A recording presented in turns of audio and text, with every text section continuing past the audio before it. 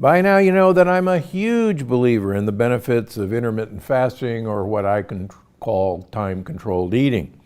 And if you've read my latest book, The Energy Paradox, you know that my newest protocol includes one of the easiest and most effective fasting techniques out there. Because unlike other fasting techniques, it's designed with your whole body in mind. And that means experiencing results that are going to last and benefit your health for years down the line. And the best part, you won't need to restrict your calories or go on a diet. That's right, all the benefits without any of the suffering. So stay tuned, because on today's episode, I'm going to explain exactly how to master this technique and experience improvements in your energy, metabolic health, weight loss efforts, and so much more. I'll also share the importance of breaking your fast the right way and my trick for getting supercharged results. Okay, let's get started. So let's talk about fasting and what exactly that means. First of all, let's get real. Our ancient ancestors, as you've heard me say, didn't crawl out of their cave asking what's for breakfast. There wasn't any breakfast. There wasn't any storage system for food. And so they had to find breakfast. And if they found break fast at lunch, that's when they started eating. If they found break fast at dinner, that's when they started eating. Or sometimes they could go for days without finding food. Even studies of the Hadzas in Tanzania that I write about in The Energy Paradox, they usually don't eat until 11 o'clock in the morning as their first meal, and often it's out while they're gathering or hunting.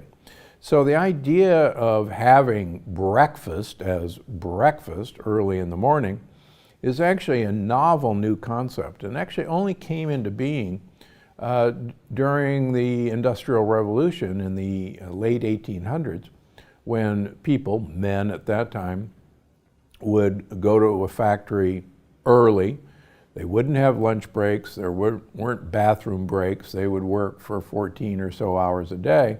And so they were sent off to work with a breakfast, and then they would not have their next meal until way after dark. In fact, we'll talk about that in a little bit. That actually mimics what's done in the Ramadan fast. Okay, unfortunately, most of us are now eating up to 16 hours a day. Research by Dr. Sachin Panda from the Salk Institute in San Diego, using apps that people input food on their phone, found that the vast majority of us are eating for up to 16 hours a day. And that means there's only about an 8-hour maximum downtime of not eating for most of us. One of the things that I stress in the Energy Paradox is that this actually produces a mitochondrial overload of too much work and too little downtime. And one of the important things to realize is that mitochondria can normally handle one energy source at a time. They can handle carbohydrates in the form of sugar. They can handle protein in the form of amino acids. They can handle fats in the form of free fatty acids. And normally, if we were eating a whole food diet and we were actually eating foods whole, it turns out that the way our digestive process works, usually those components would arrive at different times for processing in our mitochondria. And normally, sugars would arrive first, amino acids would arrive later, and fats would arrive much later, owing to the way fats are absorbed completely differently than sugars and proteins. But now, thanks to processed foods and ultra-processed foods, our food companies have figured out how to make instantly absorbable sugars, proteins, and fats in almost all the foods we eat. And what this does, as I talk about in the Energy Paradox, is it literally overwhelms your mitochondria with processing all of these foods into energy. And we literally get a mitochondrial traffic jam. And to protect themselves, the mitochondria actually build up a defense along the surface of the cell of increasing the thickness of the cell wall. And I go into wonderful detail how that happens. But the point of all this is we develop what's called insulin resistance. And insulin resistance is our cells, our mitochondria attempt to stop this onslaught. And sadly, about 80% of Americans are now insulin resistant. And what that means in layman's terms is that our mitochondria have lost our metabolic flexibility, the ability to turn on a dime from processing sugars to processing fats, for instance. And that flexibility has actually been tied to almost all great health outcomes.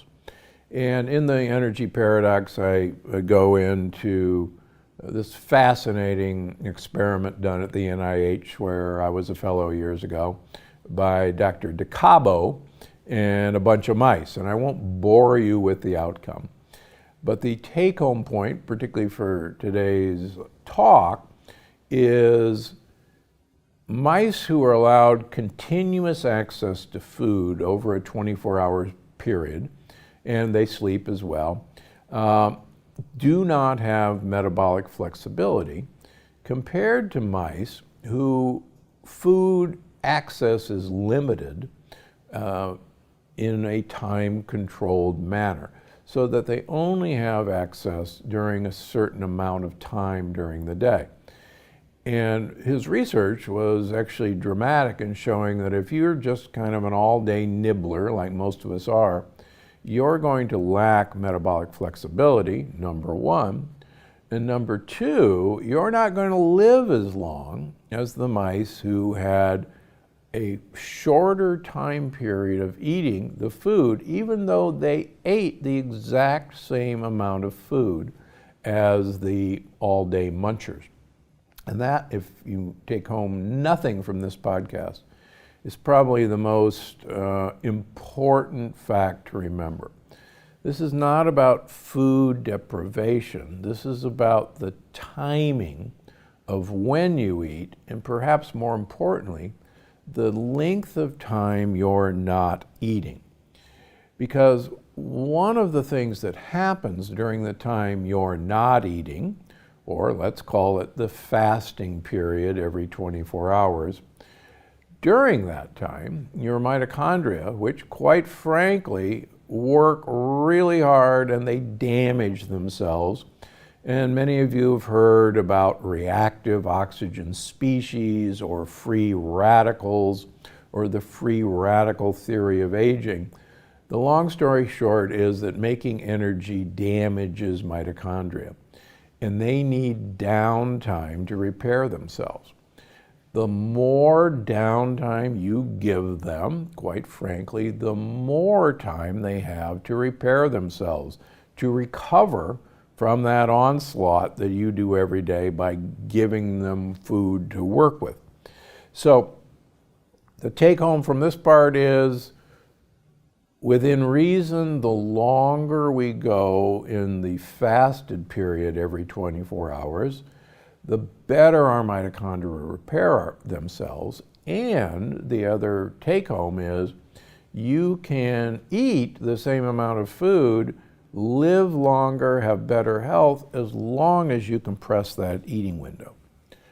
Now, many people ask, well, I have to have food to keep my energy level up. And in fact, the evidence is that it's exactly the opposite. Eating constantly, eating multiple small meals a day, as I show in the energy paradox, is one of the best ways to deplete your energy because it taxes your mitochondria. Okay, so the evidence in animal studies and in human studies is absolutely striking on the benefits of these periods of fasting. And let me share the famous Italian athlete study that I talk about in the book. They took some Italian cyclists and they put them on an eating program. They divided them into two groups. One group, they all ate the same amount of food. They all ate the same food. One group had a 12-hour eating window. And an eating window means this is when you start in the morning, this is when you finish in the evening, or whenever you eat. The one group of athletes had to have breakfast at 8 o'clock in the morning, lunch at 1 o'clock in the afternoon, and they had to finish dinner by 8 o'clock at night. So that's a 12-hour eating window. The other group of athletes had breakfast at 1 o'clock in the afternoon. That was their break fast. They had lunch at 4 o'clock in the afternoon, and then they had to finish dinner by 8 o'clock at night. So that was essentially a 7-hour eating window. When they looked at their athletic performance, both groups had superb athletic performance. Both groups maintained muscle mass, but the compressed eating window guys, they lost weight, and their insulin-like growth factor, IGF-1, which is one of the best markers for longevity and health span, fell. And the folks who were eating in the 12-hour window had no change in weight and no change in insulin-like growth factor. Same amount of food, just compressing the eating window, had all of these benefits, including weight loss. So the other fascinating thing that I write about in the book is that athletes actually perform better in a fasted state than a fed state. Now, I'm old enough to remember that after we ate lunch, my mother would not allow my sister and I to go swimming for at least an hour after we ate, because the prevailing wisdom was that we would develop cramps and die. And there is some truth to that old wives' tale. Digestion takes a huge amount of blood flow, and we divert like 30% of all of our blood flow down to our guts during digestion. If you eat, you divert all that blood flow, and it's not available to your muscles to use for what their needs. And this has been shown over and over again. And so exercising fasting allows you to get more blood flow to your muscles where they need it. The other thing that's important to realize is if we were starving, if we hadn't eaten in many days, and we had to catch that gazelle or antelope, we would actually need a huge amount of burst of power. And so it actually had a survival advantage to be able to rev up our energy while fasting so that we literally wouldn't starve to death. Okay, so there are lots of other benefits to fasting, including improved brain health. And one of the obvious takeaways from looking at fasting in whatever form, whether it's multi-day fasting, whether it's intermittent fasting, whether it's time-controlled eating, whether it's 2-day fasting, 2 days a week of reducing calories, which is the true intermittent fasting, whether it's every other day eating. You choose the study, you can find dramatic benefits overall and also into brain function. Okay, let's get into the how you can pull this off in a doable fashion. One of the problems with most fasting techniques is you get the impression that all you got to do starting tomorrow is start eating your first meal of the day at noon and finish up at 6 o'clock at night and have a 6-hour eating window.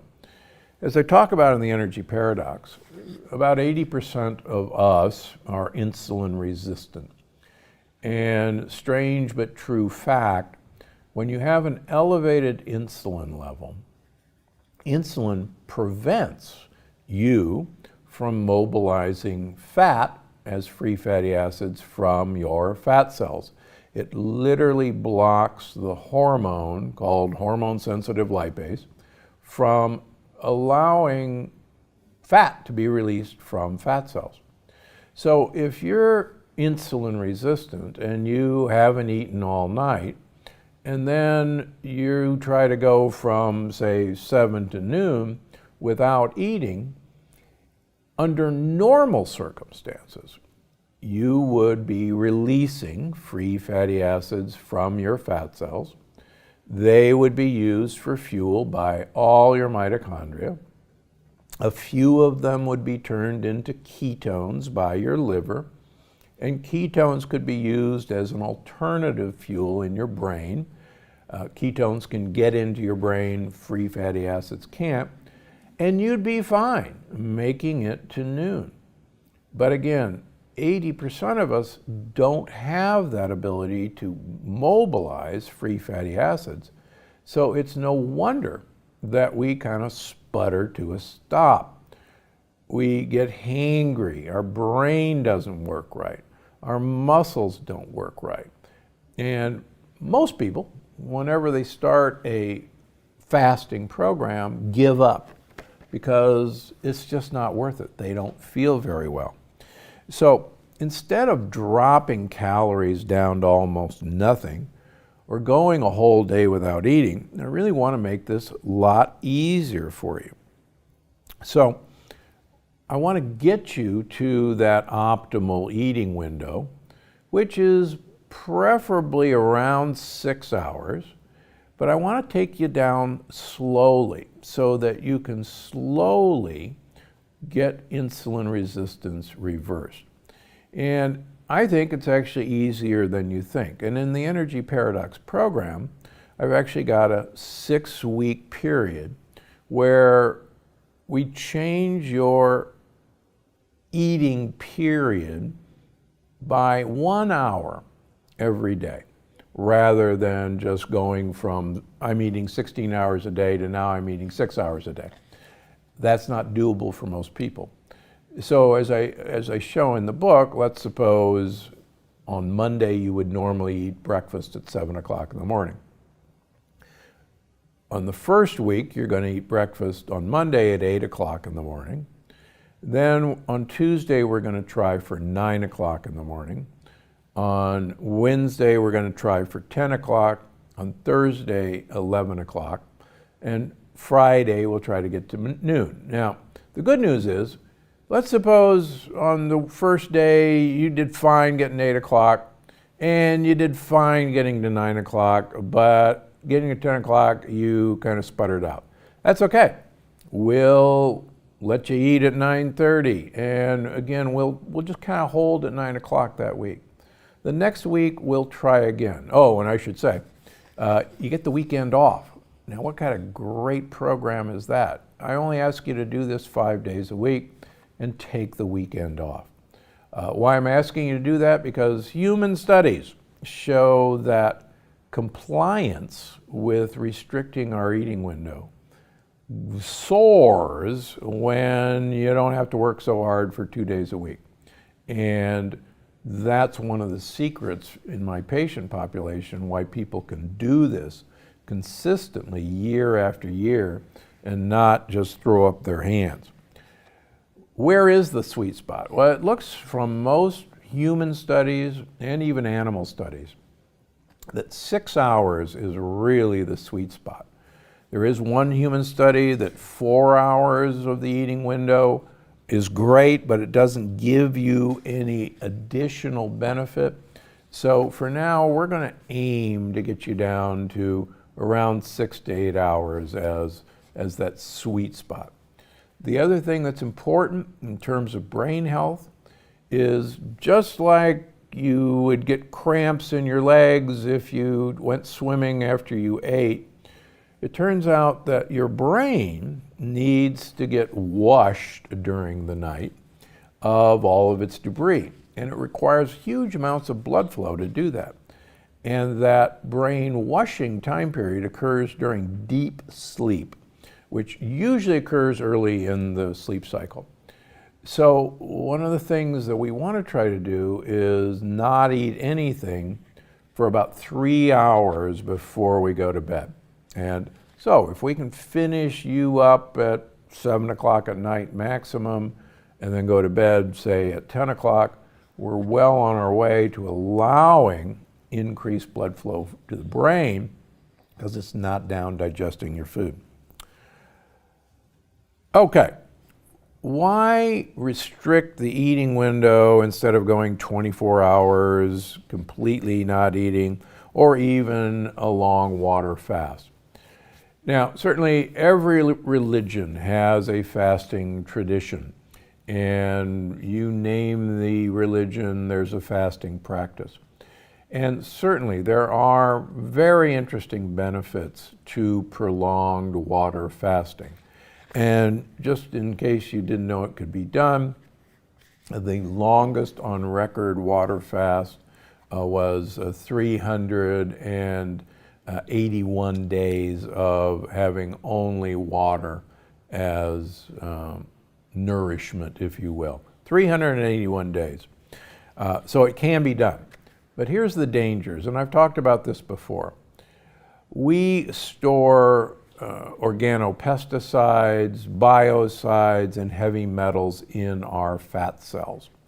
And quite frankly, while they're in our fat cells, they actually aren't very dangerous. But if we go on a water fast and we rapidly begin to take fat out of our fat cells, those heavy metals and organopesticides are released, and they go to the liver. The liver does have a detoxification system. They're called phase 1 and phase 2 detoxification systems. But you can overwhelm these systems with this onslaught. Plus, the liver has no ability to detox heavy metals. And so instead, the liver releases those heavy metals into bile and says, well, I just throw them down into the gut and they'll be gone, they'll be pooped out. Sadly, we reabsorb heavy metals and put them back into circulation. And this was actually discovered by Ray Walford, who was a pathologist at UCLA in the doomed Biosphere 2 experiment in the Arizona desert. These individuals were supposed to grow their own food, and long story short, they failed.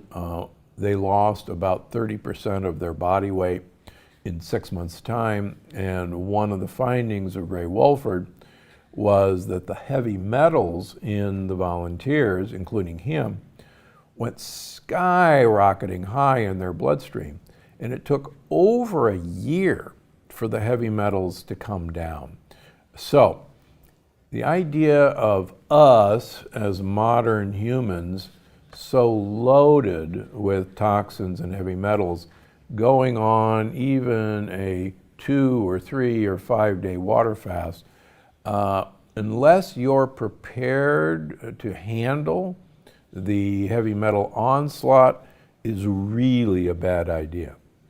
On the other hand, releasing fat slowly from fat cells during only a particular time period during the day is a much, much, much safer way to do it. Now, I talk about in the book, there are a lot of terms for intermittent fasting. The original intermittent fasting was described as fasting intermittently, and it became popularized as the 5-2 diet, where 5 days during the week you ate normally, but 2 of the days during the week you ate a limited amount of food, usually 500-600 calories, and that was intermittent fasting. And I've written about this in all my books, And it works, and in all my books I have a program for doing just that. Then there's time-controlled eating.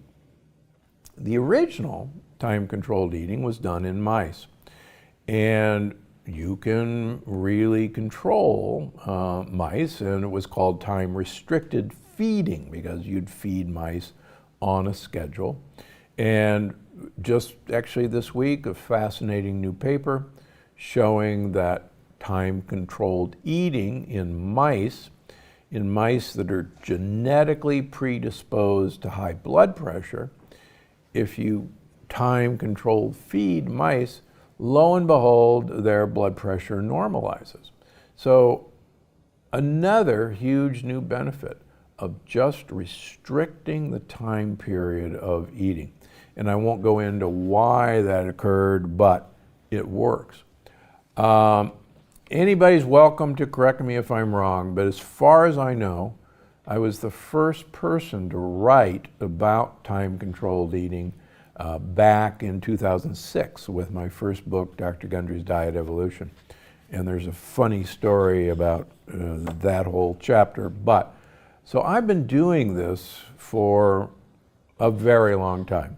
I've been teaching my patients this technique for a very long time. And so I can tell you that it works. Now, one of the things that I devised for this book, The Energy Paradox, was to introduce the concept of mono meals. Now, everybody knows that adherence to one form of diet usually works remarkably well for a limited time period. So for instance, there's a low-fat diet or a no-fat diet that's popularized by Dr. Joel Fuhrman, who we've had on our podcast. There's a carnivore or Atkins diet, which is mostly high protein. There's a ketogenic diet, which in its traditional form is an 80% fat diet. And all of these systems actually have some pretty doggone good results. And I've conjectured in my previous books on how all these wildly different diets, there's a Duke rice diet where, guess what, all you eat is rice. All these different diets seem to have a beneficial effect. And it can't be because of the individual components of the diet. But I've conjectured, and I think I have some evidence in the book, that all of these diets depend on limiting your calorie choices to primarily carbohydrates, primarily proteins, amino acids, or primarily fats. And when you present your mitochondria with just one energy source to deal with, and primarily one energy source alone, then the mitochondria don't have this incredible traffic jam of cars, trucks, and buses all trying to get on the freeway simultaneously, like we have here in LA. So in the program, what I want people to try is their first meal of the day, their break fast, I like them to try to use a mono meal. And the great thing about a mono meal is that you get to switch back and forth. There's absolutely no rules. In other words, you don't have to eat a low-fat diet every day to get the benefits. You don't have to eat a high-protein diet every day to get the benefits. For instance, let's talk about carbohydrates, for instance. So the first meal of the day, your break fast, you could have millet cereal with low-fat almond milk. You could have fonio, F-O-N-I-O, which is a little fine millet that you can cook just like oatmeal, and have that as your carbohydrate breakfast. You could have a prebiotic shake and make that your mono meal. You can make sweet potato hash browns and just use a little bit of olive oil or avocado or coconut oil spray on one of the safe no-stick pans, and that's a mono meal. Now, you could have any of those on Monday. On Tuesday, you could change to a mono protein meal. So you could have scrambled egg whites, or you could have an egg white omelet. Now, why just the whites? Because the yolk is mostly fat. And so you'd introduce a new element for your mitochondria to handle. You could have humanely raised ham or Canadian bacon, which is pretty much pure protein. You could have grass-finished jerky, which is pretty much protein. If you're a vegan, you can have hemp protein powder shakes, or mix some hemp protein powder in a basil seed pudding, which is absolutely fabulous. And so we have all of these options in the book. Now, you're wondering why I haven't mentioned fat yet. If you remember, I told you that most of us, because of insulin resistance, can't use fat right off the bat. We can't make it into energy. So what I ask you to do is don't use a pure fat mono meal until after 2 weeks into the program. Then your insulin resistance will fall and you'll be able to use fat. One of my favorites is you cut an avocado in half, take the pit out, put an egg yolk, which is just the fat, in both of those holes, throw it in the broiler or toaster oven, pour some olive oil over it with salt and pepper, and you'll be great. Here's another crazy idea. Get yourself a generous slice of triple cream brie, or goat brie, or goat cheese, and have that as your mono meal. It's mostly pure fat. Vegans, like in the book, get a avocado, take the pit out, stuff it with pitted olives, cut olives, and drizzle it with olive oil. You'll love it. So I've found that if you, early on coming out of your nighttime fast, just give your poor, overworked mitochondria that are just recovering one macro to deal with as your first meal, you'll find that the ability to make energy really soars. Now, don't add a pat of butter to your Fornio oatmeal, please. That will ruin the effect. Don't soak your Canadian bacon in olive oil. That'll ruin the effect, and so on down the line. Okay, now I know this is a lot to take in at first, but I promise it actually gets easier and the results will be well worth the wait. Plus, the good news is, in the book and on our podcast, I'm here every step of the way. And with that said, I want to wrap up by answering some of your most recent fasting questions. And they're all great, so we'll try to get to as many of them as we can. First question comes from Volpect, who left an iTunes review and said, "Hello, Dr. Gundry. I love all of your podcasts. I just finished Energy Paradox, another great informative book. I'm having difficulty with the first mono meal.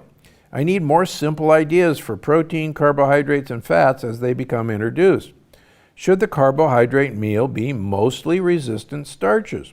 Should it include cruciferous veggies or salad? If making sweet potato hash browns, can I use olive oil to prepare them even though it is a fat? I need a little more direction on the specifics. Thank you for changing our lifestyle for the better."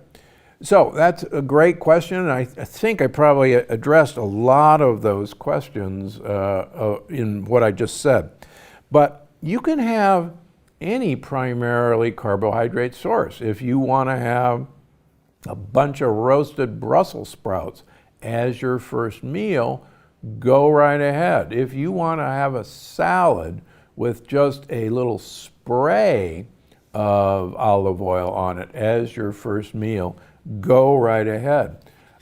If you want to have a sweet potato as your mono meal, go right ahead.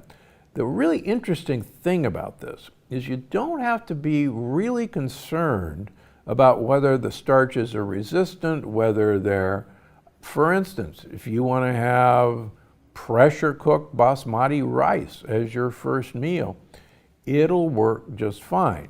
Do I think you ought to have that every day of your life? No, I'm not particularly impressed with the arsenic content of rice, but that's a whole different story. The point is, carbohydrates are really easy to get your arm around. You can have popped sorghum for breakfast as your first meal. And quite frankly, my wife often just has popped sorghum as her first meal, and works great for her. The sky's the limit in terms of protein. If you want to have primarily 3 shrimp as your first meal a day, go right ahead. If you want to have a piece of jerky, go right ahead, like I mentioned. So don't obsess as long as the primary ingredient is just one thing. But great question. Second question.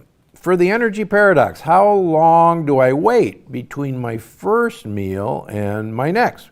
30 minutes, 1 hour, 2 hours?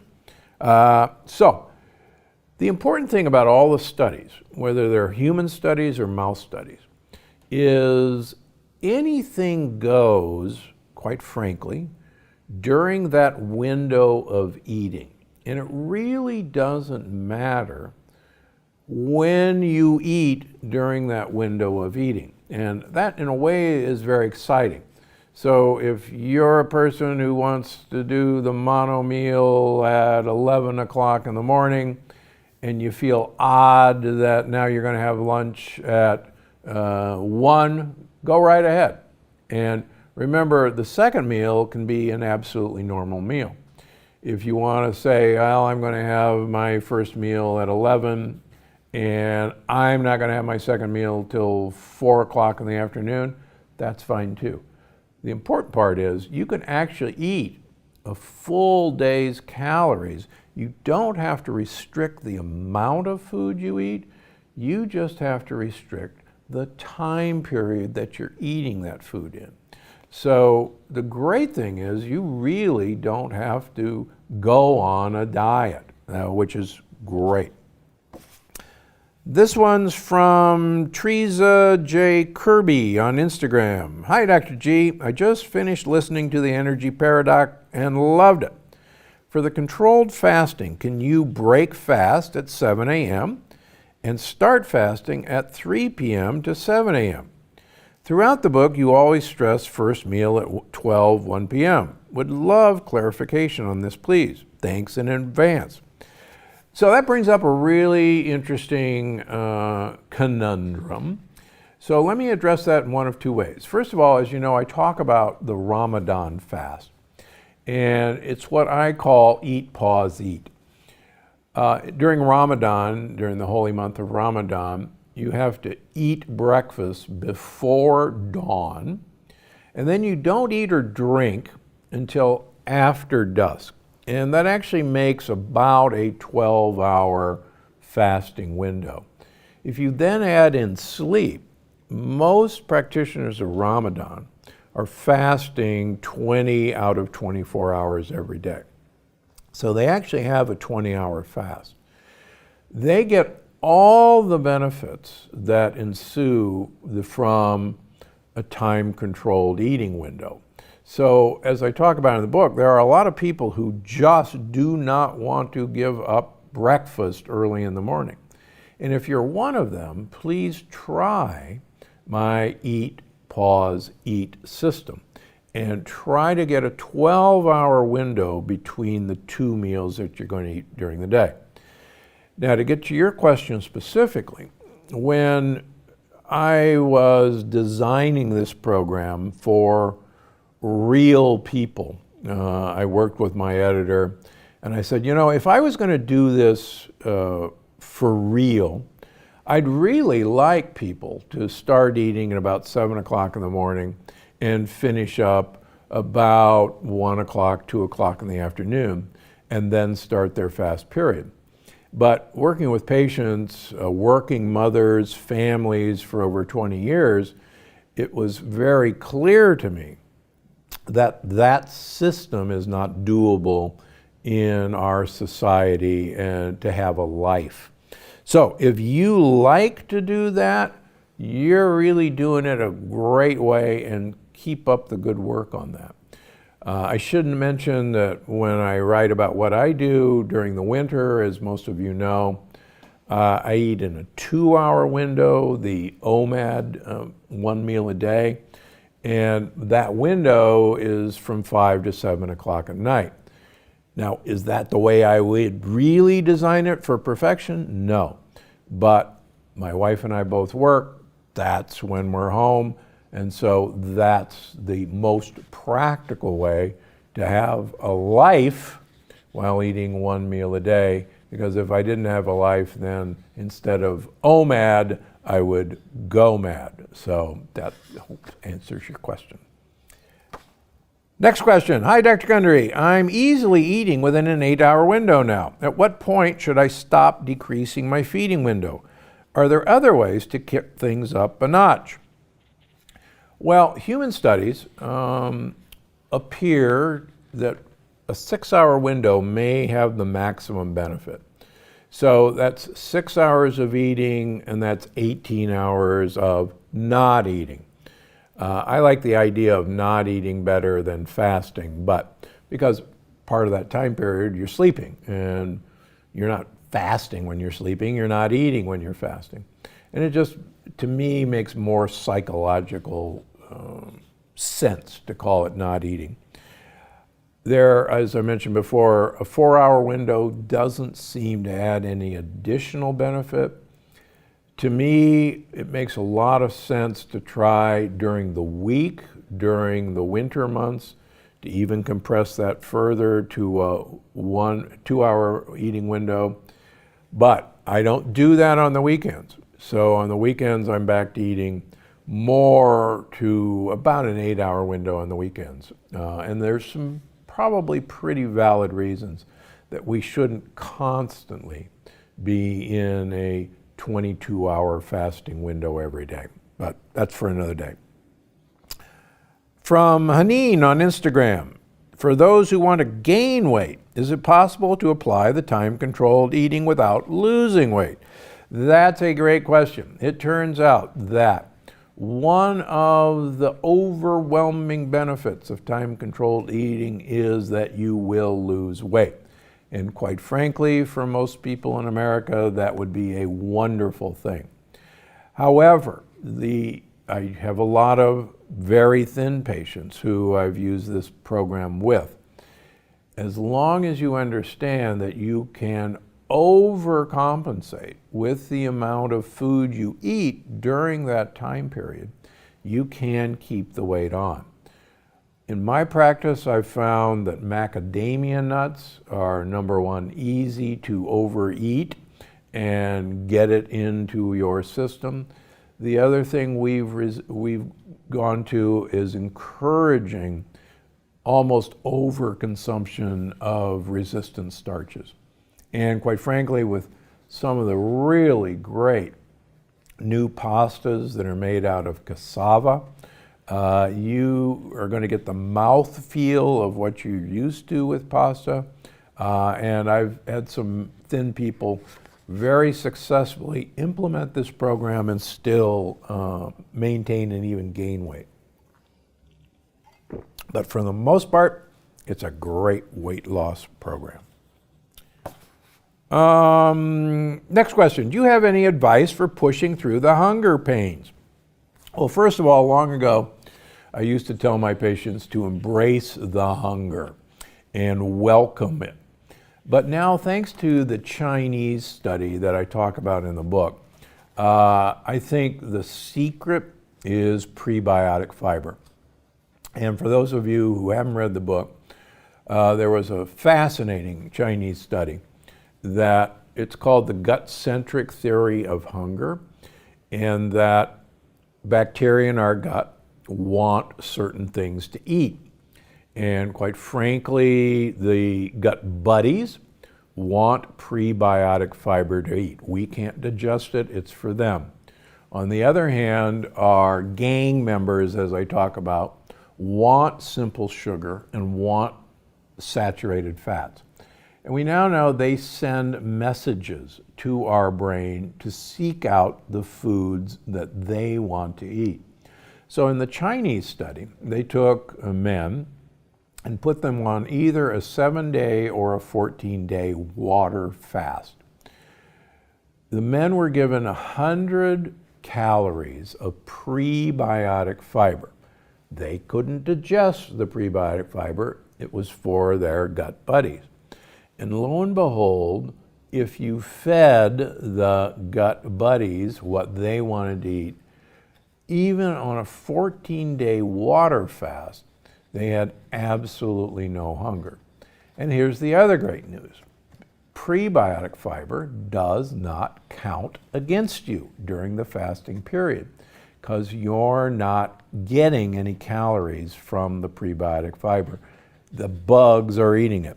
So I think it's just one of the most exciting parts of doing fasting properly is give your bugs what they want and they will actually tell you that you're not hungry. And it's amazing what they actually control. Next question from Tony Catalanio on Instagram. I like to work out in a I like to work out in a fasted state first thing in the morning. I wake up and have espresso with MCT oil. I sometimes wait until 2 p.m. to have my one meal of the day. I do this about 4 times a week. Otherwise, my eating window is 11 a.m. to 4 p.m. I feel great, but people think I'm crazy. Should I eat right after my workout? Well, not necessarily. There are very good studies that show if you want to build muscle, then work out, particularly weight lift, resistance training, in a fasted state, and then wait about 20 minutes and have both a carbohydrate and protein meal or shake. And this actually stimulates insulin-like growth factor and moves protein into muscles. On the other hand, quite frankly, I think what you're doing is absolutely great. As you know, I do one meal a day during the winter, 5 days a week, so we're right on track. And the point is, you ought to feel great during this, and the whole point of the energy paradox is to show anyone who'll follow that you will feel great. So Tony, thanks for actually confirming. And no, you're not crazy. You're crazy like a fox. Next, from Stephanie Nyeritz on Instagram. Is intermittent fasting or fasting in general not as beneficial for women as it is for men?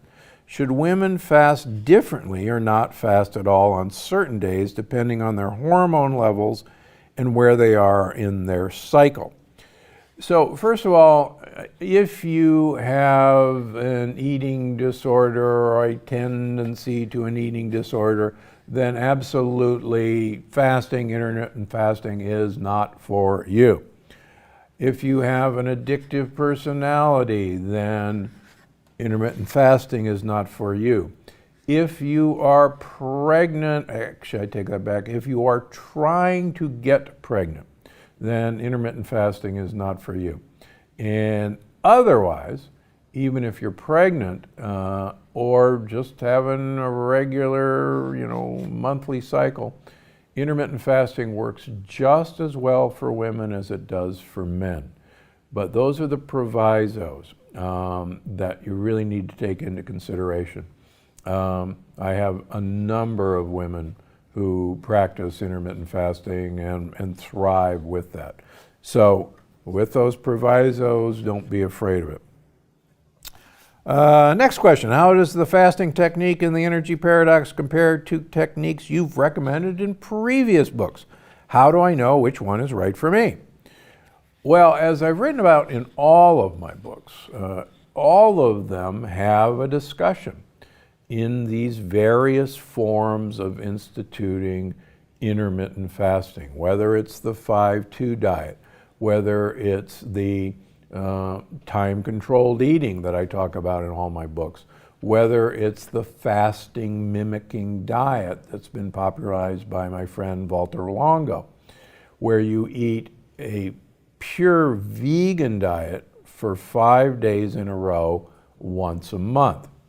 And his program, is shown in animals and in humans, mimics the effect of having a limited time window of eating, as if you were doing it the entire month. And so there's lots of ways to skin a cat.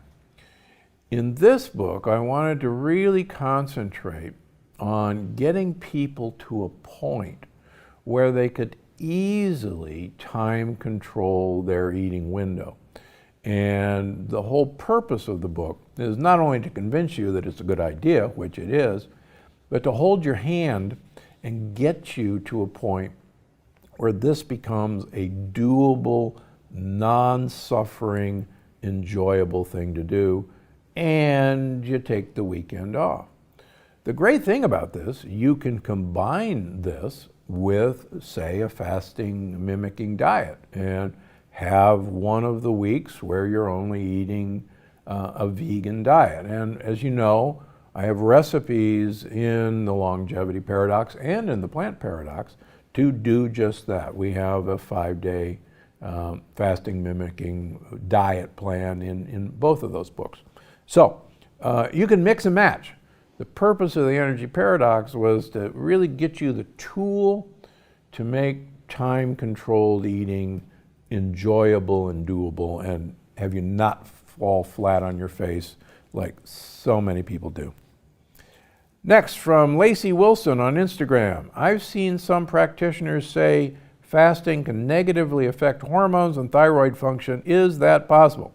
Well, actually, since I follow thyroid hormones, both free T3 and free T4 and TSH and reverse T3, in all my patients every 3 months, I can tell you one of the big benefits of intermittent fasting is improving thyroid function and improving thyroid delivery to the brain.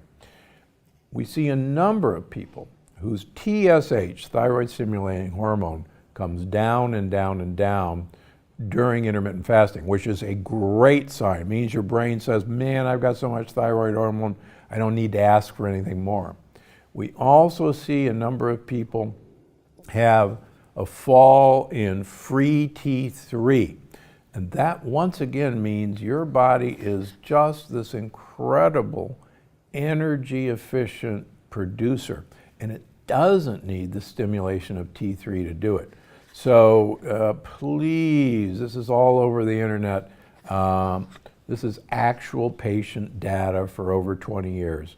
And it does not affect your thyroid hormones. Interestingly, in that Italian athlete study I mentioned, the total testosterone of the time-controlled athletes actually went down, but their free testosterone, which is the active form of testosterone, didn't change. So no, it does not negatively impact your hormone levels. It actually dramatically improves thyroid function. From Erica GD on Instagram, is it safe to do time-restricted eating while pregnant? Yeah, actually it is very safe to do that. And one of the exciting things that is coming out of not only rat and mouse studies, but also human studies, is that time-restricted eating dramatically improves your gut microbiome to a much more friendly, anti-inflammatory microbiome. And one of the things that while you're pregnant you want to do is you want your microbiome to benefit your baby's microbiome. We now know you have a microbiome in your placenta. We now know your baby has bacteria while they're developing.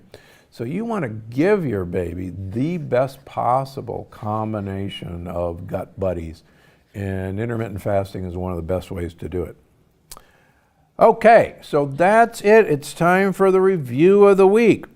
This week's review comes from Jarnail Singh on YouTube, who says, "Thank you, Dr. Gundry. Pressed hands together. I have been following you since you first published The Plant Paradox. I am 37 years old and I got psoriasis from the age of 23. Since I have started following your diet protocols, my psoriasis has dramatically decreased and it's continuously improving. I greatly appreciate your work and wisdom which you are spreading around the globe. I never miss any of your podcast and YouTube videos. Well, that's wonderful to hear, Jarnell. Thanks so much for your kind words.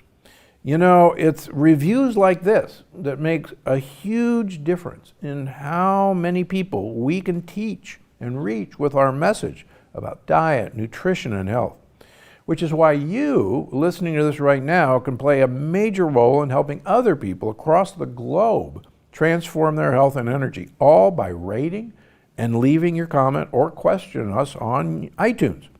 You know, I can't wait to read your review soon. Because I'm Dr. Gundry, and I'm always looking out for you. We'll see you next week.